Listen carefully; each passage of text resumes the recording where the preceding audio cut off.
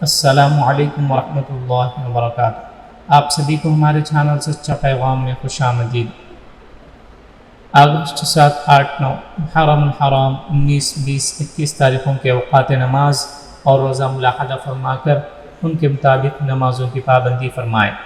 فجر کا ابتدائی وقت 4:45، 4:40 پر 5، ظہر کا ابتدائی وقت 12:20، عصر کا ابتدائی وقت 4:47، 4:40 پر 7، مغرب کا ابتدائی وقت 6:40 پر 4، 6:44، عشاء کا ابتدائی وقت 7:56، 7:50 پر 6، اور عشاء کا آخری وقت وہی ہے جو سحری کا آخری وقت ہے۔